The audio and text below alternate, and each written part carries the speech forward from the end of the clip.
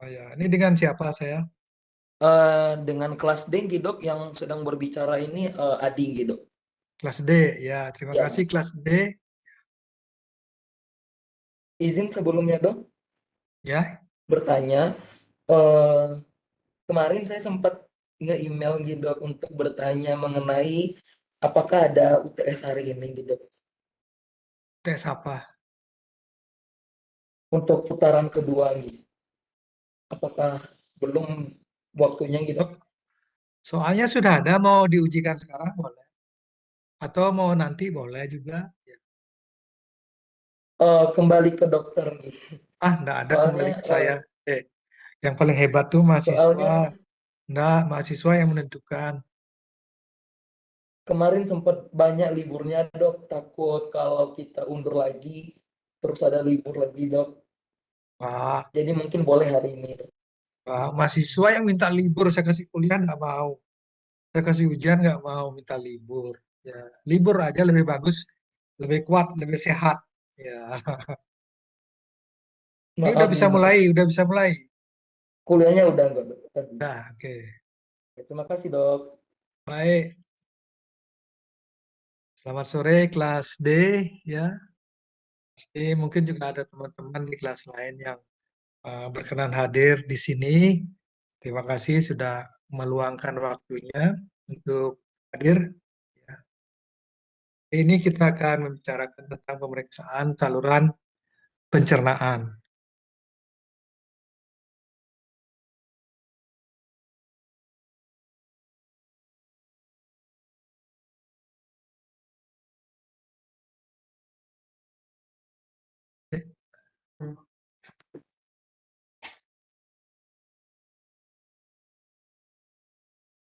Berikutnya.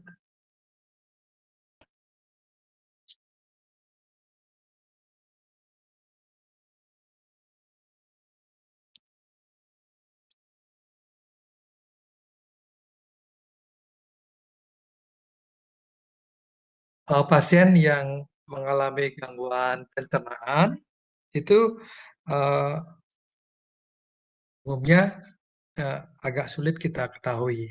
Ya, biasanya bisa tanpa gejala klinik. Misalnya teman saudara yang mengalami gangguan diare misalnya, kalau dia tidak bilang dia diare, mungkin kita nggak akan tahu.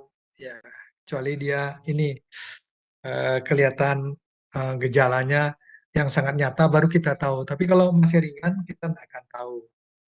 Ya, jadi gangguan saluran pencernaan itu umumnya tanpa gejala atau gejalanya sangat sulit diketahui. Tapi bukan tidak mungkin tidak diketahui, tetap aja bisa diketahui.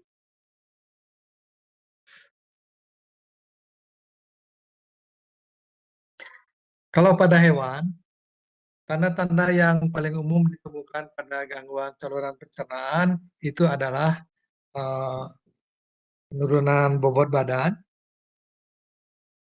Jadi kalau hewannya diare banyak cairan yang keluar, jadi bobot tubuh hewannya itu menjadi berkurang, menurun. Kemudian yang bisa diketahui itu juga adalah adanya gangguan penyerapan, absorpsi sari-sari makanan yang ada di usus halus. Jadi tidak bisa menyerap dengan bagus. Bersamaan dengan itu, hewan itu juga mengalami protein losing enteropati. Jadi di dalam sari-sari pakan itu kan biasanya terkandung protein. Sehingga kalau terjadi diare, protein yang mestinya diserap dan penting itu terpaksa mengalir keluar dari tubuh tanpa sempat diserap oleh tubuh. Jadi istilahnya adalah ada penyakit itu protein losing enteropati. Jadi ini tanda yang umum kalau berhadapan dengan hewan yang gangguan pencernaan.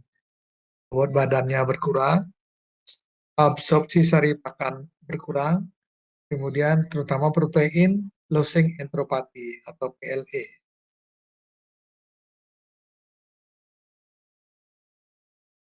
Nah, mungkin tidak semua orang suka anjing, tetapi banyak orang yang suka anjing. Kita ingat-ingat kenapa orang suka anjing atau kenapa orang suka kucing. Ya mungkin sama dengan apa yang disampaikan. Supaya kita ingat, eh, anjing atau kucing itu adalah teman terbaik kita. Ya, selain teman manusia tentu saja, hewan juga bisa dijadikan teman. Ya. Kemudian kadang-kadang hewan itu bisa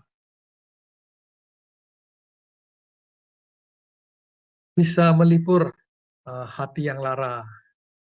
Kemudian hewan itu juga kadang-kadang bisa menjadi obat. Ya. Obat kalau lagi kurang enak, ya ada anjing, ada kucing yang bisa dibelai, yang bisa dipeluk, itu akan menenangkan kita. Kemudian hewan itu cenderung atau kebanyakan adalah sangat sempurna bagi pemiliknya, ya, perfect. Kemudian kalau anjing terutama ya bisa jadi protektor bagi kalau ada penyerang datang mendekati tuannya. Kucing pun kalau bisa ya melindungi rumah tuannya dari tikus barangkali. Kemudian loyal. Nggak ada yang lebih loyal dari hewan ya.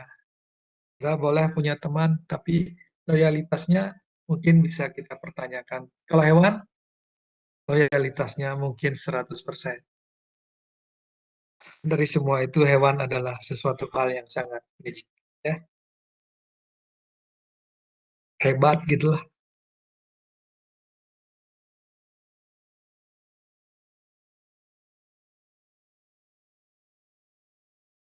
Pemeriksaan pencernaan, nah, pencernaan itu kalau kita mulai dari depan ke belakang, dari depan ke belakang aja ya.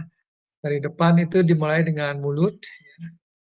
Habis mulut itu ada pharynx, kemudian ada eh, kerongkongan, ada lambung, kemudian ada usus halus, usus halus ada duodenum, jejunum dan ileum, kemudian usus kasar, ya, usus yang transversal, kemudian usus yang mendatar, kemudian ada usus yang menaik, kemudian ada usus besar yang lurus, ya, rektum atau kolon, kolon, rektum, ya.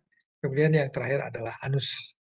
Jadi sepanjang itulah usus yang kita miliki atau hewan-hewan miliki. Ya.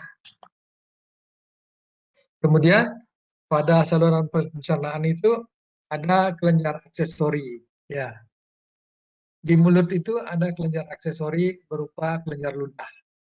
Makanya kita punya air liur karena ludah itu membantu proses pencernaan. Di samping juga dia ada enzim-enzim yang membantu proses pencernaan. Kemudian di belakang mulut ada pankreas. Pankreas itu ada di usus 12 jari. Usus 12 jari yang menghasilkan diantaranya adalah yang terkenal adalah insulin. Kemudian di belakang pankreas itu ada hati. Hati ya produknya antara lain adalah empedu. Kemudian di ujung ada lagi glandula analis. Glandula analis itu adalah untuk melumasi tinja yang akan keluar tubuh sehingga dia uh, apa jadi encer, jadi gampang keluar. Ya, oke.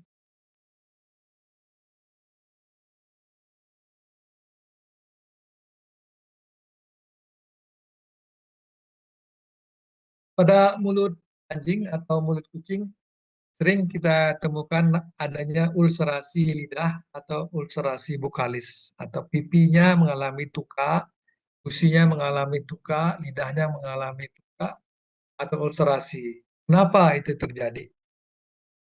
Biasanya hewan-hewan seperti itu adalah hewan yang tidak mampu menyuplai protein untuk keperluan regenerasi mukosa mulutnya. Di mulut juga ada imunoglobulin A, ya, zat kebal untuk mempertahankan rongga mulut dari serangan mikrob, ya baik itu jamur atau bakteri, ya. Nah, kalau misalnya dalam keadaan kondisi tidak bagus, stres atau apa, ya, membuat ini imunoglobulin A itu menurun sehingga nggak ada lawan itu mikroba, ya baik itu bakteri atau jamur atau yang lain, nggak ada yang melawan sehingga dia bisa dengan leluasa menginfeksi uh, mulut dan kemudian saluran pencernaan. Nah, uh, mukosa juga bisa kehilangan kemampuan untuk meregenerasi permukaannya karena protein yang didapat oleh tubuh hewan itu berkurang, misalnya karena apa namanya ada diare, tadi PLE itu, sehingga produk protein yang diserap itu tidak begitu banyak, tidak memadai untuk mengganti mukosa mulut yang mengalami gangguan.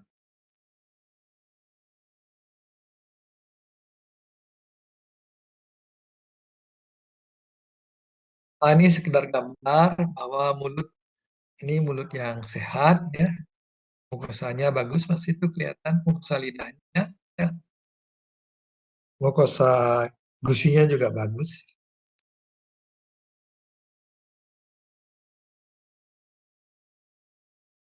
Nah, ini gambar juga menunjukkan lidahnya bagus, kemudian mulutnya di bawah lidah itu bagus kelihatan. Ya. Anjing kadang-kadang mukosanya tidak terwarnai merah muda, tapi terwarnai agak hitam.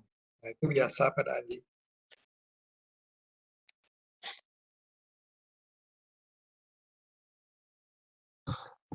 Ini kayaknya anjing sudah mulai mengalami gangguan.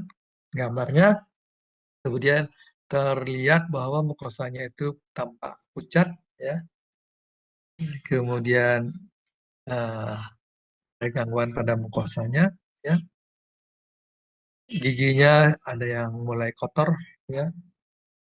Gigi yang kotor itu akan eh, apa namanya akan masuk di sela antara gigi dan gusi sehingga gigi jadi longgar, bakteri bisa masuk gampang ke dalam celah itu dan membuat gangguan. Nah, ini kalau saudara praktikum, kalau mau membuka mulut, mungkin salah satu caranya seperti ini, ya. Jadi anjing yang baik, hatinya bisa dibuka mulutnya, ya. Iya.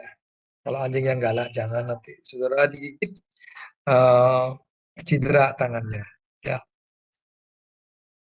mungkin bisa dilihat dari jauh mukosanya ada gangguan apa enggak. Boleh.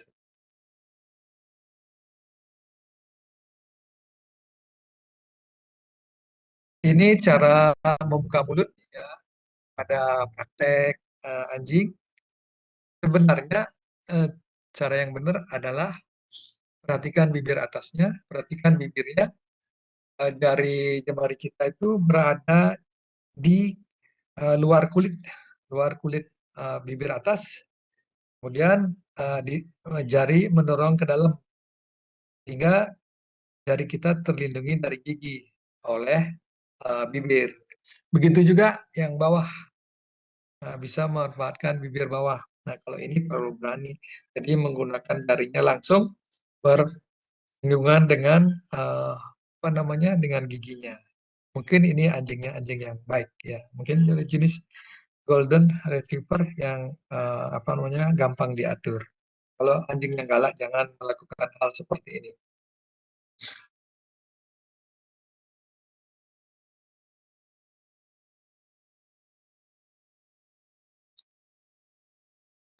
Pada mulut, kadang-kadang ada benda asing yang nyangkut di dalam mulut.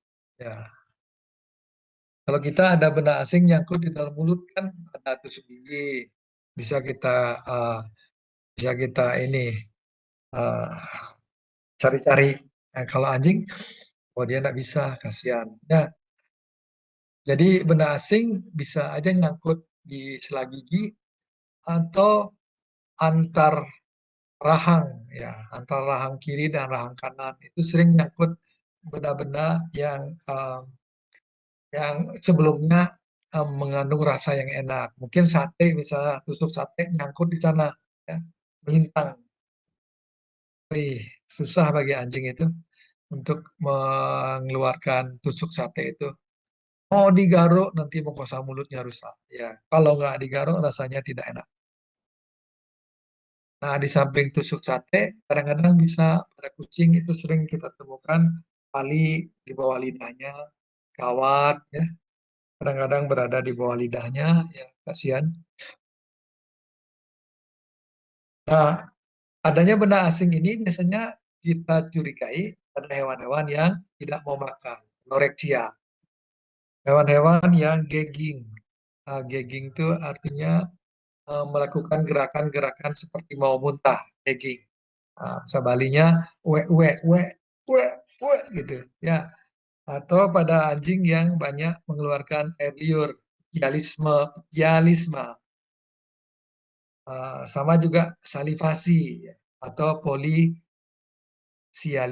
Itu sama artinya banyak mengeluarkan air liur. Nah, kepada hewan yang begitu kita patut mencurigai ada benda asing di dalam rongga mulutnya ya. Entah tali kawat, tusuk sate, atau sesuatu yang nyangkut di antar giginya.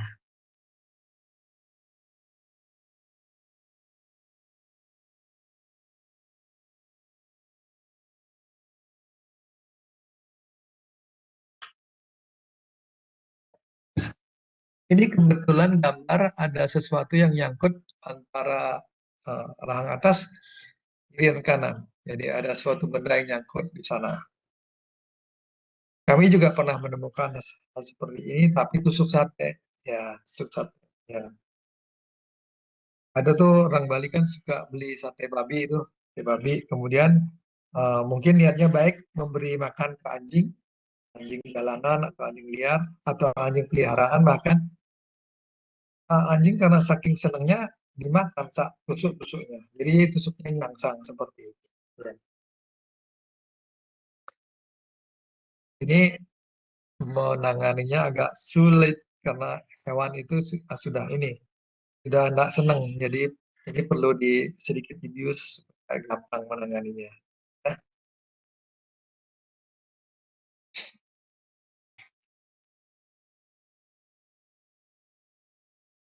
Nah, ini mungkin gambar untuk mencontohkan salivasi pada hewan atau pialisme tadi disebutnya ya.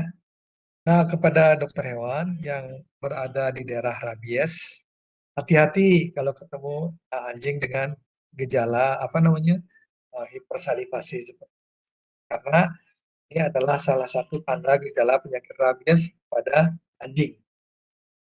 Kalau penyakit rabies, uh, mungkin kita tunda aja pemeriksaannya, lebih baik dilakukan pengawasan. Jadi anjingnya sementara di, diikat atau dikurung saja, diawasi beberapa hari.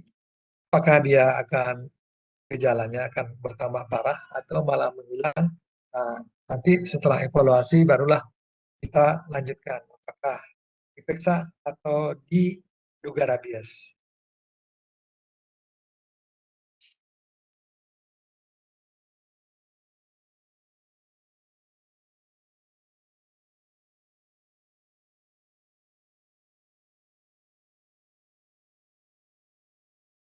Kalau pada hewan besar, kalau memeriksa lidah, itu lidahnya bisa ketarik sih. Ya, jadi tangan kita, sapi misalnya, tangan kiri kita memegang tusuknya, tali tusuk, ingat tali tusuk pada sapi, sedikit diangkat, kemudian antara gigi seri dan gigi rahang bawahnya itu ada celah.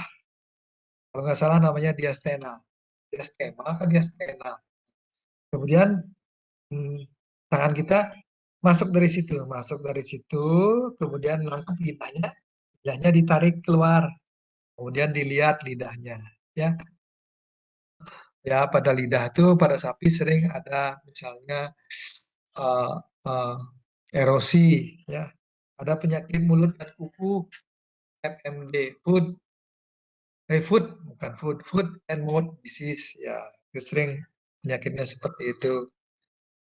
Kemudian juga bovine, viral, diare, ya tandanya juga seperti itu. Ya,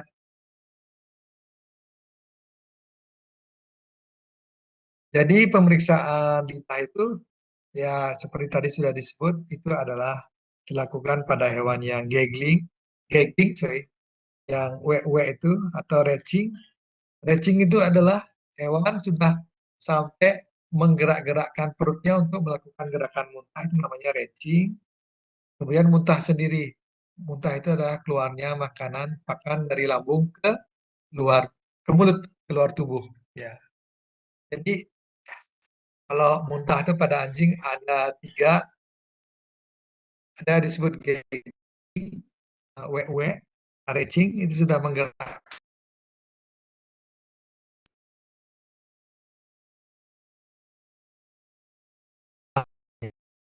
mulut.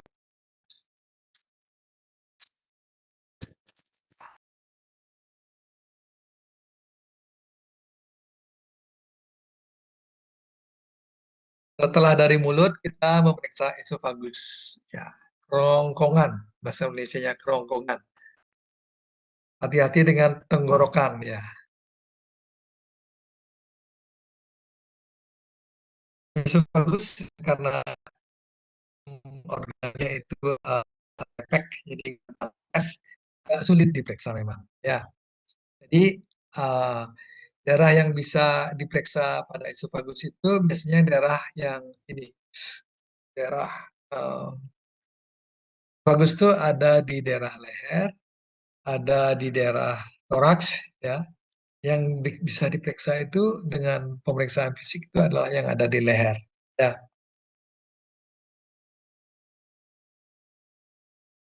jadi di daerah leher itu kalau anjing misalnya makan koin, itu koin itu bisa terpalpasi nyangkut di daerah esophagus. Ya, misalnya makan bola pingpong, nggak sengaja. Kalau kerbau itu banyak di daerah yang ini, di daerah penghasil kelapa sawit, biji kelapa sawit itu nyangkut di sana, di esofagusnya. Sehingga tembus keluar, jadi dengan diraba, saudara akan merasakan ada biji kelapa sawit di sini. Ya, jadi ada abses sehingga dia keluar sampai keluar tembus biji kelapa sawitnya. Kemudian di daerah medio cervicalis esophagus itu kadang-kadang juga ada tumor tiroid. Di situ ada tiroid ya. Kemudian di daerah inlet tempat masuknya esophagus ke toraks kadang-kadang ada masa jaringan sana ya yang tak beraturan. Mungkin terjadi tumor juga. Jadi kalau esophagus bayangkan dari sudut mandibule sampai ke uh, paling depan daripada rongga toraks apa namanya? Manibrium sterni. Betul? Oh ya, yang jagoan anatomi silakan ya. Hmm, jangan jual soal aja katanya. Ya. Nah, ini contoh ini eh, contoh ada koin yang nyangsang nyangkut di esophagus bagian inlet ke toraks ya. Kelihatan itu dengan bantuan sinar ronsen itu koinnya masih kelihatan yang gambar kiri atas. Kemudian itu karena dia apa namanya ditengadahkan. Ini yang difoto dari samping masih kelihatan juga ada koin yang apa namanya kelihatan dari samping yang nyangkut di situ. Kalau sudah ketahuan nyangkut di situ ya tinggal diambil. Diambilnya mungkin bisa dari depan langsung dipakai jepitan kalau bisa, kalau enggak terpaksa dibedah, diambil, jahit lagi.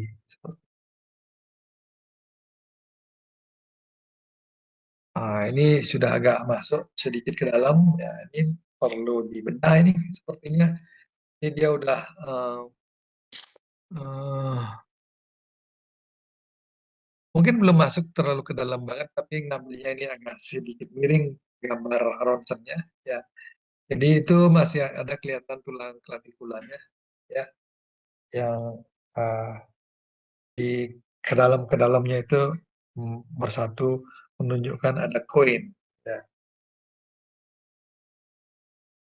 Mungkin koin itu bekas dipegang-pegang sama pemiliknya ya. Jadi ada bau-bau apa gitu. Dapat kembalian 1.000, kemudian tangannya bekas pegang sate babi, rasa enak. Sama anjing ditelan aja, nyangsang di bagus. Nah, teknik radiografi bagi mereka yang jagoan itu selain bisa lihat yang keras seperti logam tadi, ini kadang-kadang mereka juga yang jago bisa melihat adanya benda, bukan benda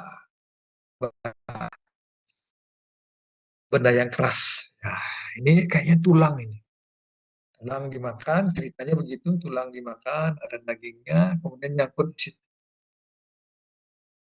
Ahli radiologi itu karena saking biasanya dia bisa membedakan, oh ini sesuatu yang masuk dari luar, oh ini sesuatu yang memang asli di dalam, bisa dia itu. Ya, nah gambar ini ada penjelasannya di berikutnya. Atau ada nanti yang tertarik belajar radiologi, ya silakan. Ya, ini juga ada bukan benda keras yang masuk. Nah sekarang dari depan itu kan mulut, habis mulut kan esofagus. Esofagus adalah abdomen. Ya, abdomen itu mulai dari lengkung tulang tulang iga ke-13 sampai ke tulang pelvis itu abdomen. Ya, jadi pemeriksaan pencernaan itu melibatkan abdomen. Ya, yang pertama mesti dilakukan adalah amati observasi abdomen. Ya, observasi abdomen itu adalah mengamati bentuknya, konformasinya. Diamati pada saat hewan sedang berdiri. Kalau sapi terutama diamati dari belakang, ya dari pantat tapi jaga jarak dikit. Jangan tahu dekat nanti bisa apa namanya di ditendang sama sapinya. Kalau anjing bisa dari belakang, bisa dari samping, sapi juga bisa diamati dari samping. Ya. Jadi biasanya kalau pengamatan itu biasanya simetris antara kiri dan kanan.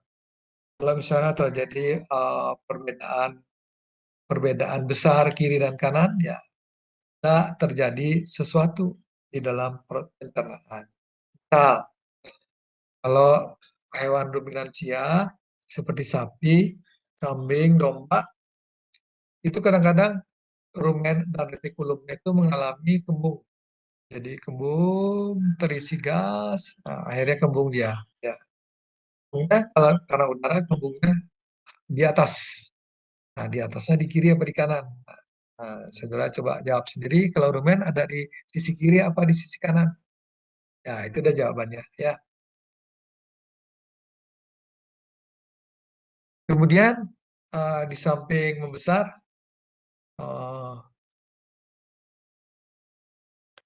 rumen, abdomen bisa juga kembung, bisa terisi cairan.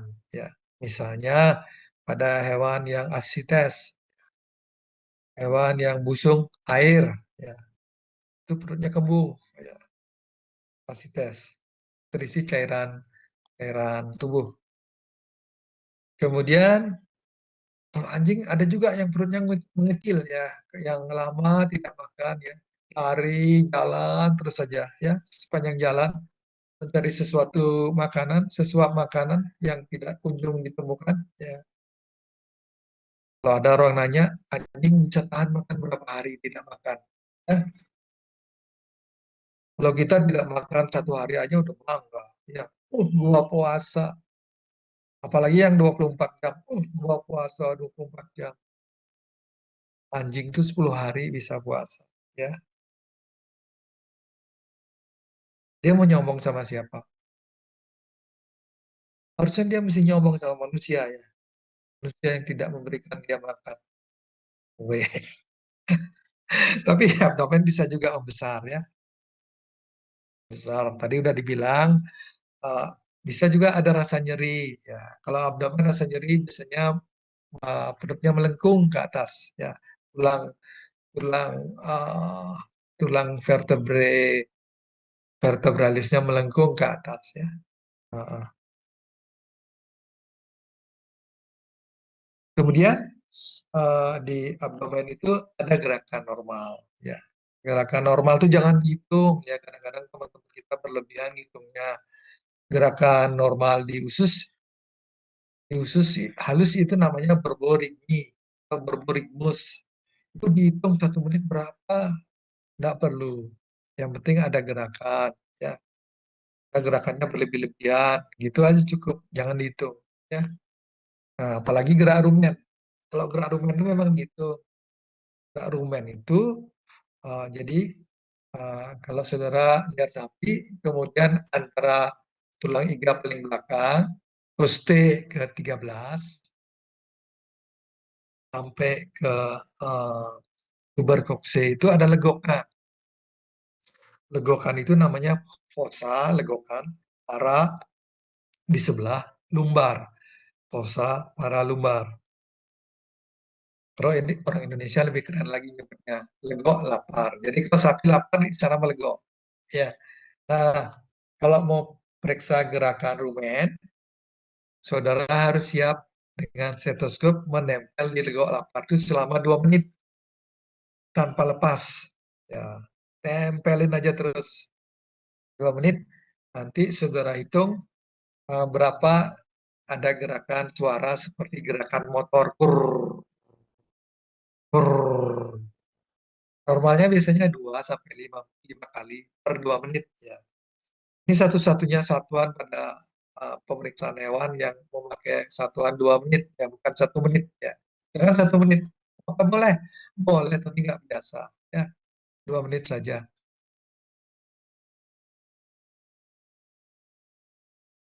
Nah, kalau yang normal itu adalah ada gerakan abdomen. Yang tidak normal itu adalah tidak ada gerakan, itu tidak normal ya. Sapi juga begitu. Kalau ada gerak rumen itu normal. Kalau tidak ada gerakan, wah ini kenapa sapinya ya, sakit berarti.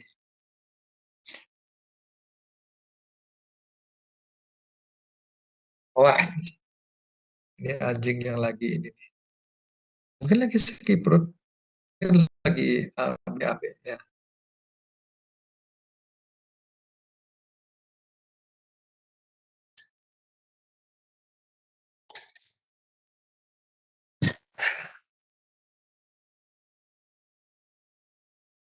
Jadi kalau anjing mau hingga sakit perut, biasanya kaki belakangnya itu dikedepankan. Sehingga jarak antar kaki depan dan kaki belakang menjadi lebih pendek. Punggungnya perhatiin melengkung ya. Itu untuk menekan rasa nyeri yang ada di perutnya ya. Atau kemungkinan lain adalah upayanya untuk nyeden ya, supaya tekanan di dalam perutnya menjadi ini kalau dia BAB untuk menjadi lebih kuat sehingga uh, yang ada di kolon itu ada di rektum itu bisa terdorong keluar ya. Hmm. Kalau kami di Bali dulu waktu kecil punya kebiasaan yang agak aneh. Jadi kalau begitu ngelihat anjing, jari tangan kiri dibengkokkan dari telunjuk, jari telunjuk yang kanan dibengkokkan, kemudian saling dikaitkan, kemudian kita tarik sekuat-kuatnya. Tarik sekuat-kuatnya. Harapannya anjing itu tidak akan bisa mengeluarkan tainya. Oh, aneh ya. Tapi eh, kita senang aja ketawa, ketawa gitu. Kalau dia nggak bisa keluarin tinjanya. Tapi kalau dia berhasil keluarin tinjanya ya kita ketawa aja juga. Artinya eh, nothing tulus mainan seperti itu.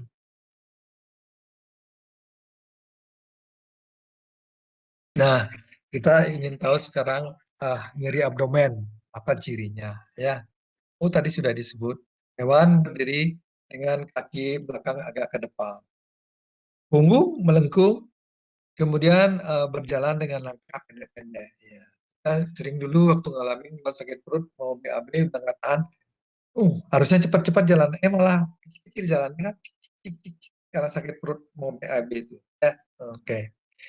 Nah, kalau rasa nyerinya hebat, itu hewan biasanya duduk seperti berdoa, berbaring dengan kaki depan eh, tegak. Jadi hewannya berbaring, kaki belakang berbaring, tapi kaki depannya eh, tegak lurus. Jadi itu ciri kalau hewan nyeri abdomen. Sudah biasa itu melihat itu.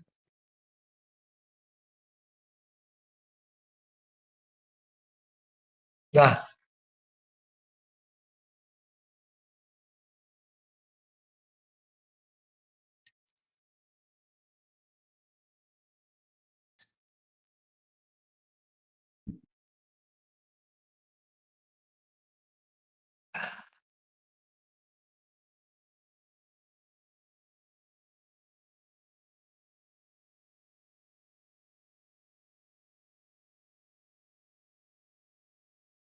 sekarang kita masuk ke palpasi abdomen. Ya. Kalau palpasi pada abdomen, pada anjing, itu bisa dilakukan pada hewan yang berdiri, dengan berdiri pada kaki empatnya, atau bisa juga hewan dibaringkan ke salah satu sisinya. Ya, ya senyaman saudara melakukan pemeriksaan. Ya, hewan biasanya dibaringkan ke sisi kanan. Gunakan jari tangan kiri saudara mempalpasi. Ya, kalau dia baring ke kanan, gunakan jari tangan kiri saudara mempalpasi pada saat abdomen itu rileks. Ya, Nah, kemudian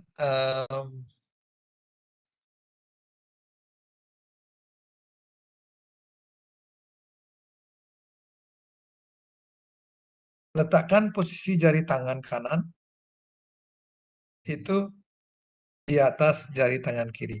Jadi bayangkan anjing menimpa jari tangan saudara, anjing yang berbaring menimpa telapak tangan saudara, kemudian telapak tangan saudara yang lain itu menekan dari atas. Nah, usahakan mempertemukan jari yang sama dari atas ke bawah.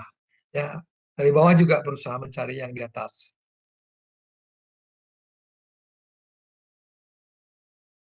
Nah, pemeriksaan palpasi pada abdomen itu mengikuti arah jarum jam. Jadi jarum jam itu bergerak kan, kalau lambangkan jam itu bulat, bergerak dari bawah, kemudian dia akan ke kiri atas, naik, naik, naik, kemudian ke kanan, turun, kemudian ke depan. Lagi dari kiri bawah, naik ke atas, kanan, ke belakang, dan ke depan. Itu gerakan seperti gerakan jarum jam.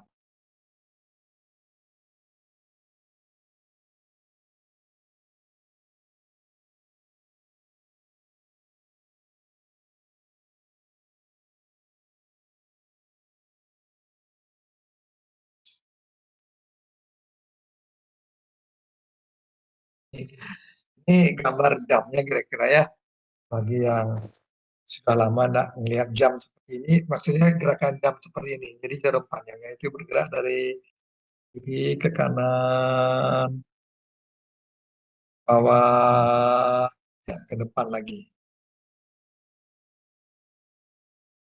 Jangan kebalik ya.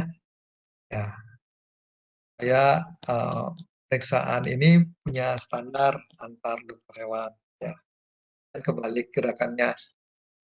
Jadi ikuti gerakan jarum jam.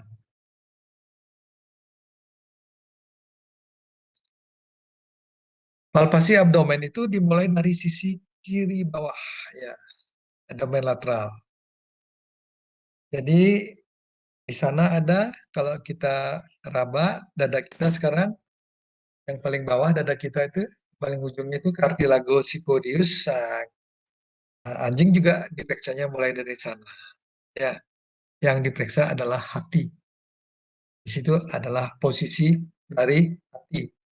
Jadi dari eh, bawah itu kita mempalpasi hati. Palpasinya di belakang lengkungan tulang iga ke-13 tentu saja. Ya,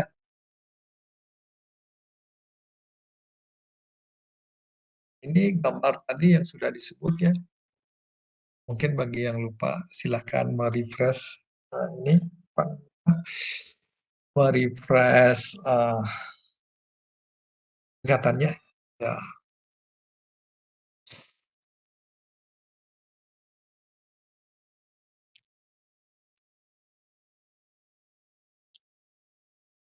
Nah, setelah dari bawah, maka palpasi itu akan mengikuti lengkungan sepanjang tulang iga ke-13.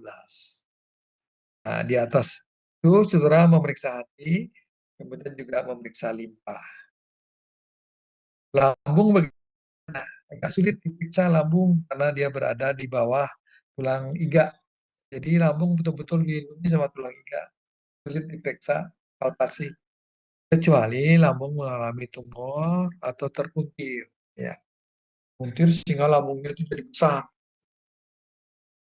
Penyakit lambung terpuntir pada anjing anjing berukuran besar, kalau nggak salah namanya GDV, gastrik, gastrik lambung, dilatation, membesar, dan volvulus terpuntir. Jadi setelah penyakitnya itu adalah GDV.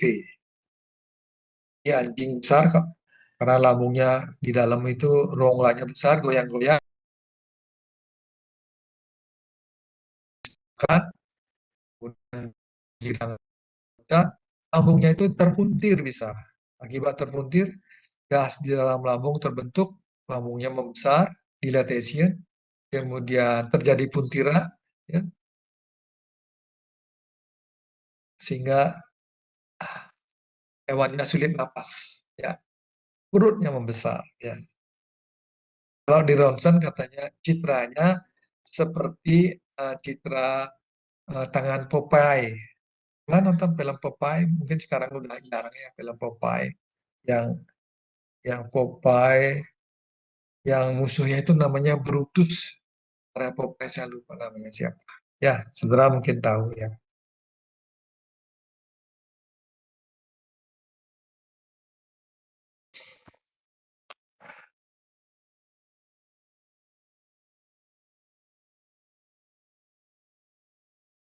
Nah, setelah di lengkungan belakang tulang iga ke-13, saudara akhirnya akan sampai di pertemuan tulang iga ke-13 dengan tulang vertebrae. Ya, di sana saudara akan menemukan ginjal. Kalau saudara ingin tahu ginjal itu seperti apa, saudara periksa kucing. Kalau anjing lebih kuat ininya, apa namanya, otot dinding abdomennya. Kalau kucing lebih lembut, sehingga kita bisa memegang ginjal. Nah, ginjal kiri itu lebih ke belakang dibandingkan pada ginjal kanan. Jadi saudara bisa mempalpasinya ginjal itu. Ya, jadi sekali-sekali kalau belum punya kucing, pinjam kucing temannya yang punya kucing. Ya, barter. Ya. Saudara akan bisa mempalpasi ginjal. Ya. Jadi dipalpasi ukurannya seperti segede apa, kemudian permukaannya halus apa tidak, kemudian apakah selaput yang membungkus ginjal itu bisa digerak-gerakkan apa tidak, kemudian apakah ada pengerasan pada ginjal, apakah ginjalnya mengecil atau membesar, ya seperti seperti itu. Apakah ginjalnya dipalpasi itu nyeri apa tidak, ya seperti itu aja pemeriksaan.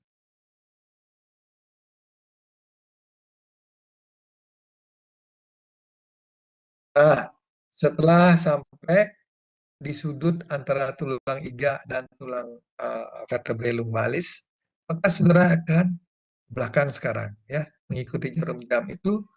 Jadi ujung-ujung jari tangan kiri dan kanan saudara itu berusaha saling menekan dari kiri ke kanan. Kan anjingnya berdiri, jadi saudara ada di belakang anjing, bukan di depan anjingnya, di belakang anjing. Saudara tekan ke dalam jari-jarinya, harapannya jari-jari saudara bisa ketemu atau kalau enggak bisa menemukan kolon. Ya, jadi kolon itu bentuknya seperti selang di bawah tulang vertebrae. Itu diperiksa.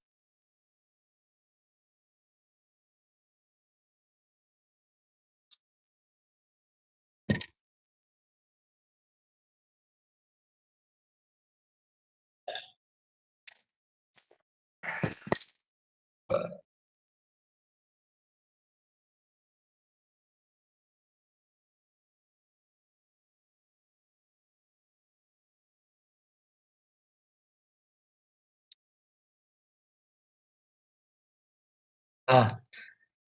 setelah mempalpasi kolon, maka saudara berada sekarang di belakang abdomen, di bagian belakang kaudal abdomen.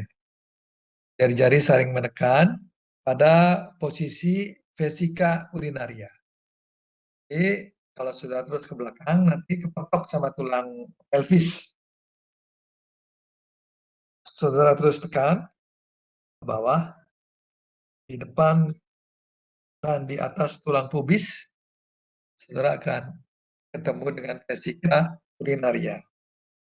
Pada hewan anjing, umumnya vesika urinarianya itu jarang terisi karena anjing itu sering kencing. Tapi kalau dia mengalami gangguan, jadi kencingnya tidak bisa dikeluarkan, maka kantong kemihnya itu akan kembung. Nah, itu saudara bisa rasakan. Ada ini, ada kesusahan membuang air kecil pada anjing ini. Ya, jadi biasa saudara periksa ukurannya, ini kok besar ukurannya. Kemudian lokasinya apa benar di situ dan konsistensinya. Ya, kalau keras berarti banyak cairannya. Ya, apalagi kalau keras sekali itu mungkin tumor ada di kantong kencingnya. Nah, setelah berada di depan tulang pubis, vesika urinaria, tangan saudara sudah arahkan ke depan, ke arah depan. Ya, palpasi di situ, saudara akan mempalpasi bagian tengah-tengah dari abdomen. Ini adalah untuk memeriksa usus halus, konsistensi usus halus. Ya, periksanya di kiri atau di kanan? Jawabannya adalah lambung di kiri atau di kanan? Ya, kalau lambung coro aja di kiri berarti memeriksa usus di kanan. Ya. Jadi usus halus itu diperiksa di situ dengan palpasi, jangan di tempat lain. Ya. Karena merupakan lokasinya usus halus, intestinum tenue, ya, duodenum, ileum, jejunum. Ya. Di depannya itu ada kolon, kolon yang di bawah itu, di depan sentral itu ada kolon. Dia naik ke atas, kemudian langsung ke belakang, kayak gitu. Lihat gambar di depan tuh ada ya.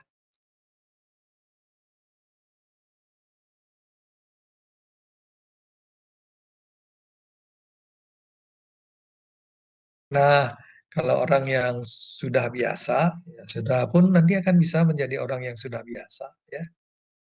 Saudara bisa selesai memeriksa abdomen dalam tempo 30 detik, ya. 1 menit lah. Ini jika hewan menolak berbaring diperiksa, maka pemeriksaan dilakukan dalam posisi berdiri. Pemeriksaan abdomen dilakukan dalam posisi berdiri.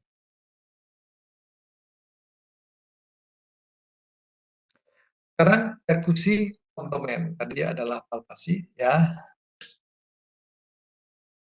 Abdomen kalau diperkusi biasanya nyaring, ya.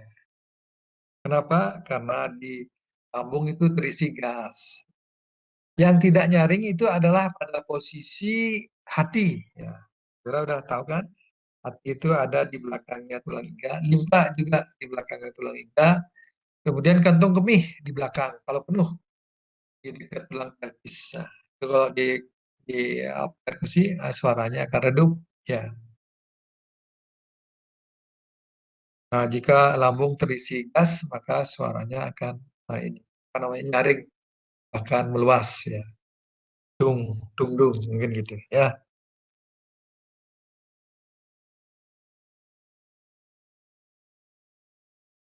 Nah, bagaimana kalau ada cairan di dalam abdomen?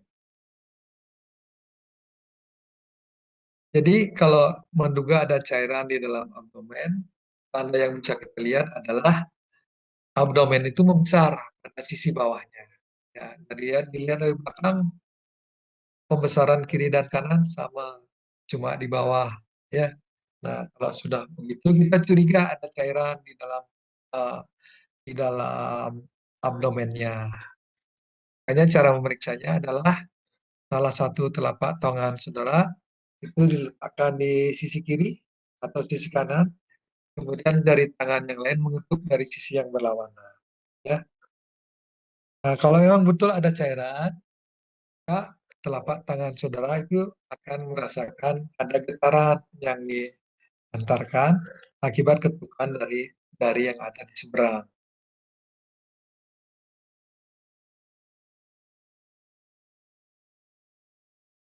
Sekarang auskultasi abdomen. Ya, tadi sudah diceritakan sedikit.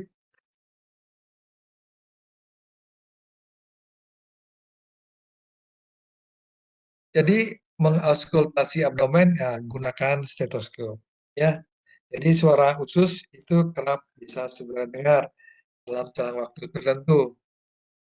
Jadi ada ingesta yang tercampur dengan cairan dan udara saat peristaltik berlangsung.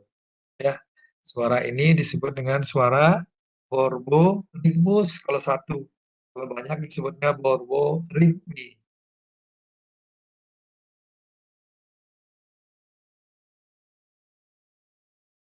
Uh, Sebaiknya kalau mau memeriksa suara usus itu lakukan di tempat yang agak sunyi ya, tidak berisik ya, supaya saudara bisa fokus dengar suaranya ya.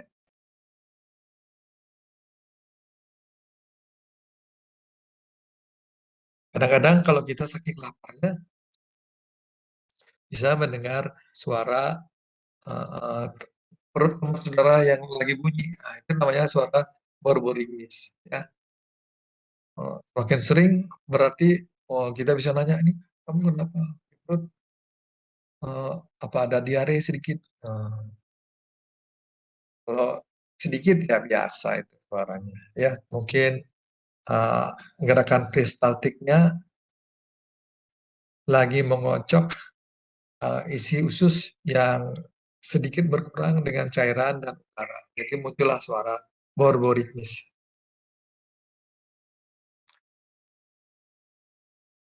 Ini Balkman sudah diceritakan tadi untuk memeriksa cairan.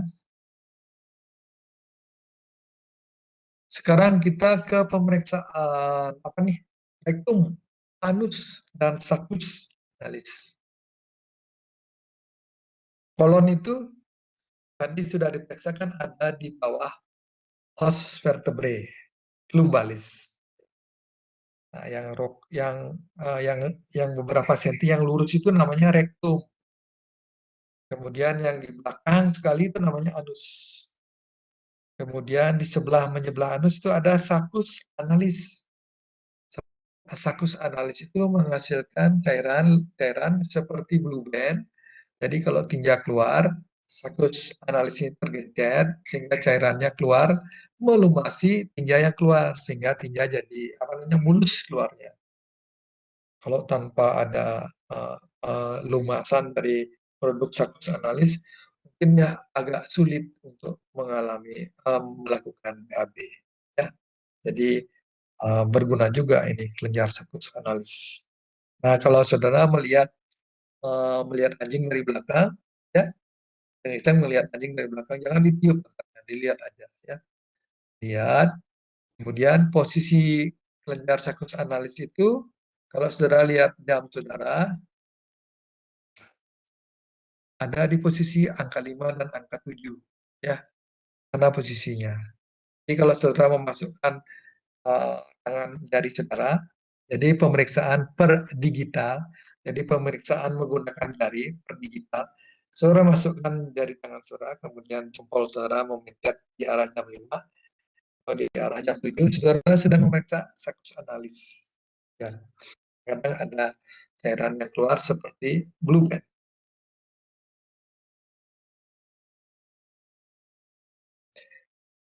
Nah, ini rektum itu ini didetailkan ada hanya 6 cm atau 5 cm yang nyambung dengan anus yang ada di belakangnya. Diameternya gimana? Tergantung ras ya. Kalau rasnya besar, besar. Kalau rasnya kecil. Rektum diinervasi oleh nervus pudendus ya, berasal dari medula spinalis segmen sakral 1, 2, dan 3. Ya. Jadi saraf ini menginervasi sphincter anal eksterna, ya. Kemudian kulit di sekitar anus, sphincter anus interna. Jadi semuanya itu adalah punyanya plexus pelvis.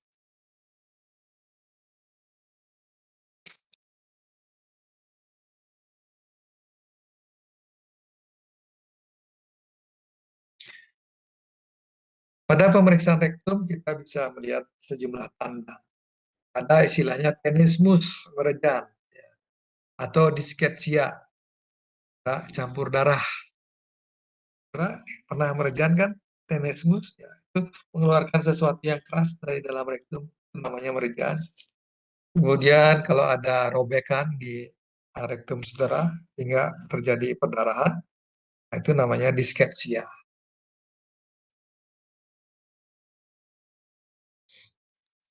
Sebagai pemeriksa, saudara tadi sudah diperintahkan untuk mengamati perianal dan anal bagian eksternal.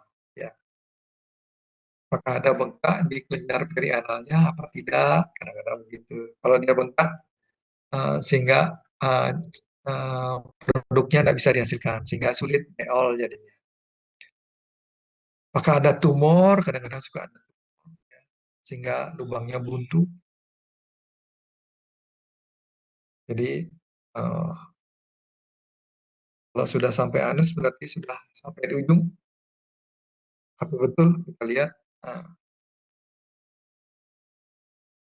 nah, pemeriksaan saluran pencernaan biasanya diakhiri dengan digital examination. Artinya pemeriksaan menggunakan jari gitu artinya. Ya, biar gaya aja digital examination.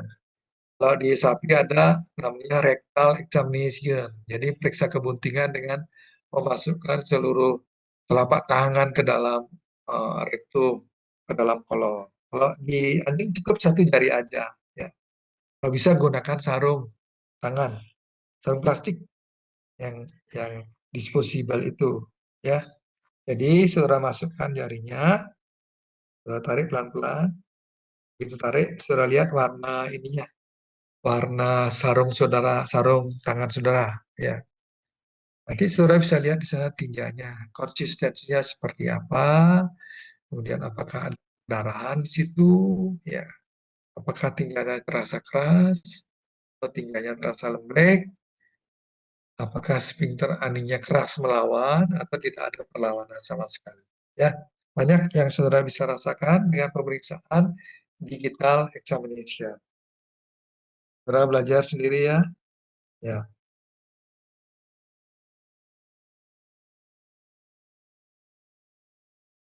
Nah, tadi sudah disebut juga, nah, selama saudara melakukan atau memasukkan jari ke dalam rektum, saudara harus memeriksa, jadi jari itu masuk, masuk.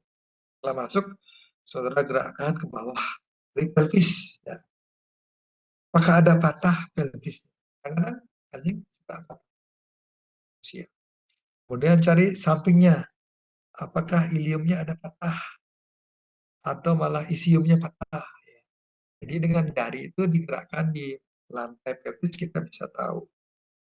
Kemudian kita juga coba apakah besarnya rongga pelvis itu besarnya sama antara kiri dan kanan. Saja yang kiri lebih besar, yang kanan lebih sempit, saja begitu. Kemudian kalau pada anjing yang agak tua, di lantai pelvis itu ada dari depan ke belakang mengarah itu adalah penis. Nah, di permukaan atas penis itu kadang-kadang kita bisa menemukan prostat. Apakah prostatnya itu membesar, tumor, atau yang lainnya. Ya, sering terjadi pada anjing tua.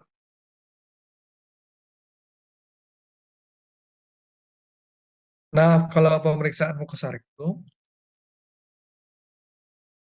setelah sudah melakukan pemeriksaan digitalis, mukosa rektum bisa saudara amati. Jadi, begitu jari ditarik, maka kayak kalau sepatu itu, rektum juga ketarik ke belakang sedikit. Ya, jadi, di situ saudara bisa amati mukosanya. Ya. Tapi kalau yang punya alat, dan juga dengan bantuan proktoskop atau anuskop, jadi alat itu dimasukkan ke dalam anus, kemudian bisa diamati. Ya. Tapi tindakan itu perlu bius epidural atau bius lokal.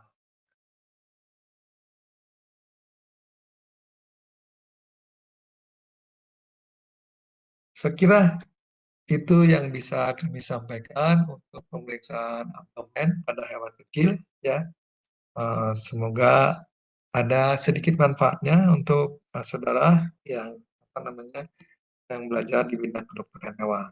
Sampai di sini, selamat sore kami ucapkan, jaga kesehatan, sampai ketemu lagi di lain kesempatan.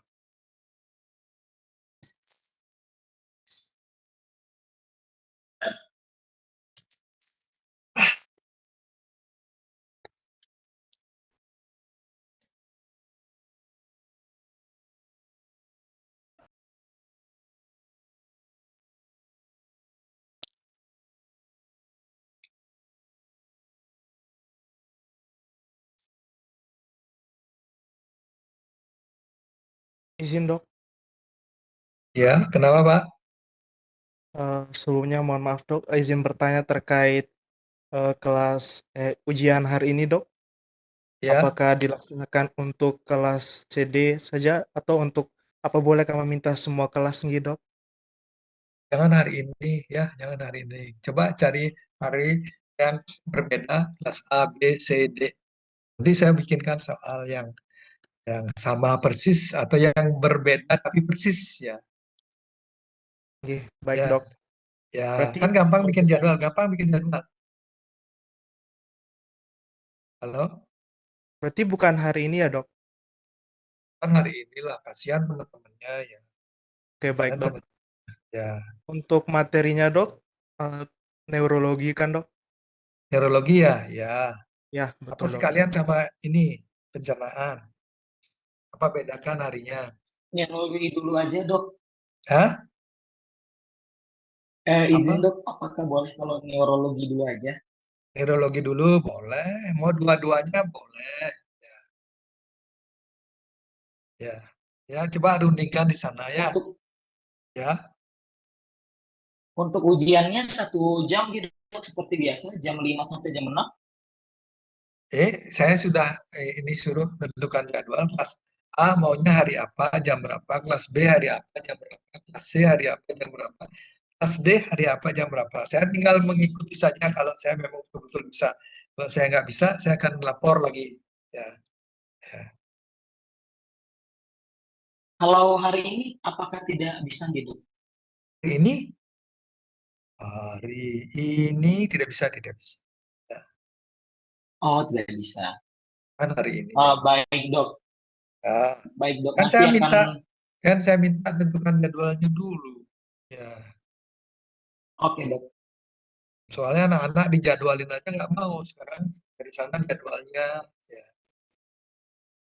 ya Pak siapa itu Pak Ole, Pak Febrian, Pak Gongwah, Pak Adi. Ya, silakan bikin jadwal dulu biar kami pas di sana juga pas ujian.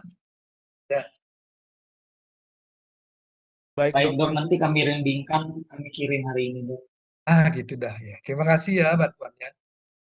terima kasih dok. Nanti kami infokan lewat email dok. Siap, terima kasih banyak ya.